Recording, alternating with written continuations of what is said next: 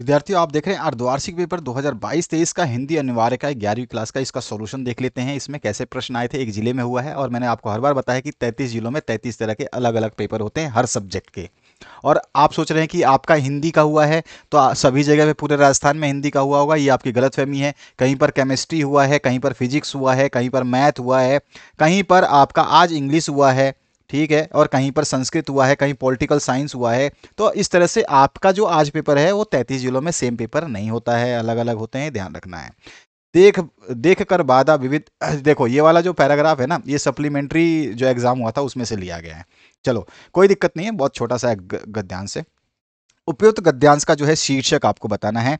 तो यहाँ पे जो है क्या शीर्षक हो जाएगा। अगर आप कहते हैं इस काव्यांश का शीर्षक क्या होना चाहिए, इस काव्यांश का जो है शीर्षक अच्छा सा क्या होना चाहिए, तो यहाँ पे क्या होगा हमारा, कर्मपथ के वीर। हम जो है इसका शीर्षक आराम से लिख सकते हैं।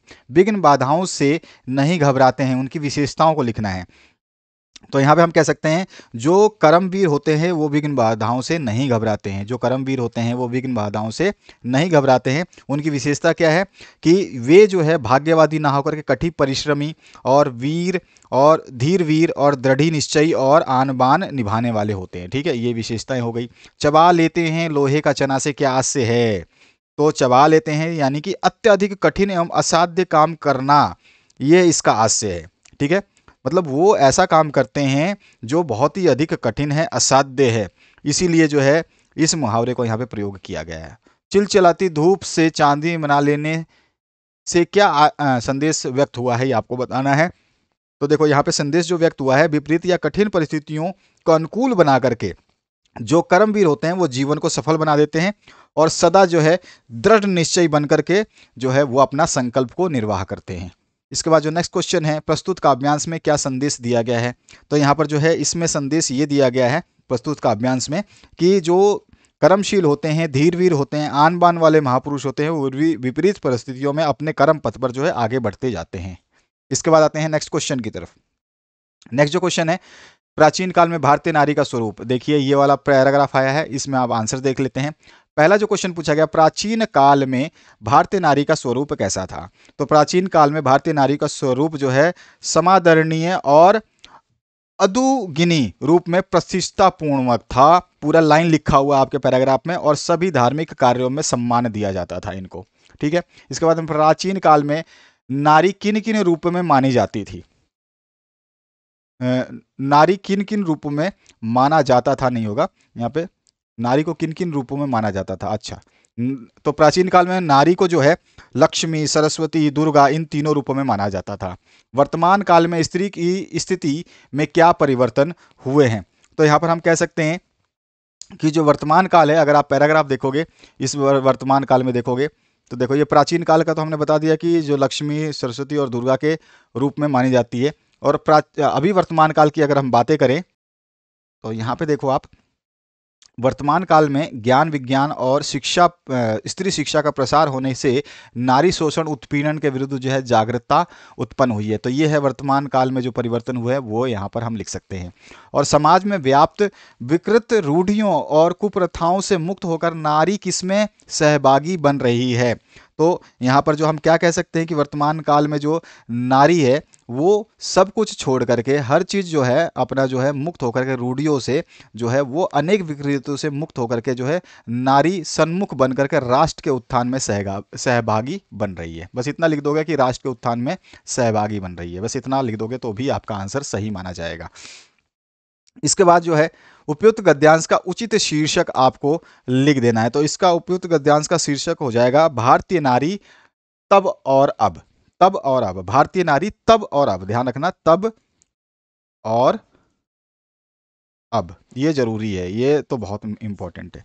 इसके बाद आते हैं नेक्स्ट क्वेश्चन पे। यहाँ पे नारी शिक्षा के महत्व, विद्यार्थी जीवन में अनुशासन और योग भगाए रोग और मेरे आदर्श शिक्षक, ये इसमें से मैंने आपको हमेशा जो है सॉल्यूशंस दिए हैं और जो जो बताए हैं वही क्वेश्चन आए हैं। कल मैंने आपको पेपर डाल के दिया था, पता नहीं आप लोगों में से कितने लोगों ने देखा।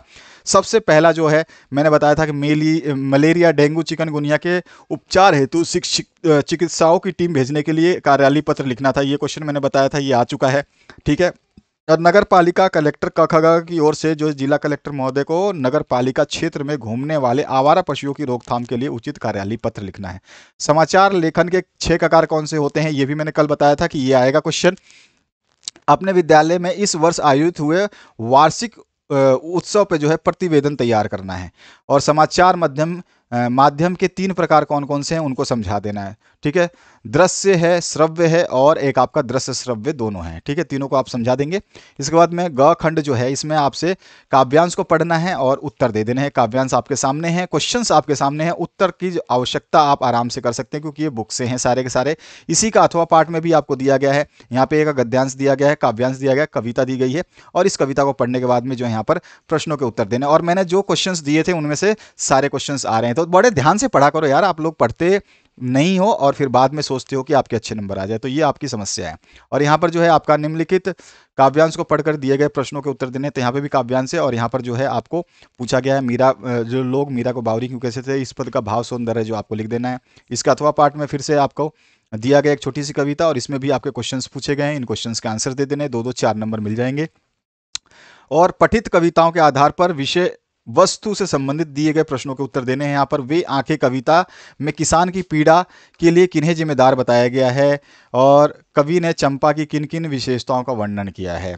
यहाँ दरख्तों के साए में धूप लगती है, इस पंक्ति में स्थिति किस ओर संकेत किया गया है, किस स्थिति की ओर संकेत किया गया है, ये आपको बता देना है। फिर आपका जो है गद्यांश, तो हमने अब गद्यांश आ गए हैं, पहले हमने कविताएं देखी थी, अब आपका जो है कहानियों का गद्यांश आ गया है। तो आलोपी दिन वाला जो है यहाँ से आपका आ गया है, इसके आंसर्स आपको देने हैं, ये सारे क्वेश्चन हैं। इसका अथवा पाठ में भी जो है आपको मोहन को लेकर के जो मास्टर त्रिलोक सिंह जो है बड़ी उम्मीदें थी, वो वाला जो चैप्टर है आपका, उसमें से आपके ये 4 प्रश्न पूछे गए हैं, और इनका भी आंसर आप आराम से दे सकते हैं। और इसके बाद जो है आपको नमक का दरोगा कहानी के आधार पर जो है पूर्णमासी चांद क्यों कहा गया है मासिक वेतन को, ये आपको बता देना है। लॉर्ड कर्नज को इस्तीफा देना पड़ा था, ये क्या रीज़न था। और स्पीति में बारिश यात्रा वृत्तांत का उद्देश्य क्या है। रजनी अमित के स्कूल में क्यों जाना चाहती थी, और उसके बाद में बीते हुए ज़माने और आज के ज़माने में संबंधित मियाँ नसरुद्दीन ने क्या राय व्यक्त की थी, वो आपको बता देना है। खंड घ जो है पाठ्यपुस्तक आधारित प्रश्नों के उत्तर देने हैं। लेखक ने लता की गायिका की किन किन विशेषताओं का उल्लेख किया, लता के कारण चित्रपट संगीत पर क्या प्रभाव पड़ा है, और चेलबाजी किसे कहते हैं, ये कुई के भीतर किस तरह काम करते हैं। और उसके अलावा जो है खड़िया पट्टी की क्या खासियत है। विषय वस्तु आधारित प्रश्न में से आपको संगीत के क्षेत्र में लता का स्थान निर्धारित कीजिए। अथवा मैं आपको दूसरा प्रश्न, जो अगर आप ये नहीं करना चाहते ऊपर वाला, तो आप नीचे वाला कर सकते हैं। मरुभूमि में पाई जाने वाली खड़िया पट्टी और रेजानी पानी में क्या संबंध है, इसको स्पष्ट कर देना। इस तरह का प्रश्न पत्र था जिसके हमने सॉल्यूशंस भी देखे और प्रश्नों को डिस्कस भी किया। और मैंने कल जो पेपर डाला था उसको अगर आपने देखा होगा तो आपका ये प्रश्न पत्र बहुत ही बेहतरीन हुआ होगा, आपके पास समय भी कम पड़ चुका होगा। Thank you very much, have a good day.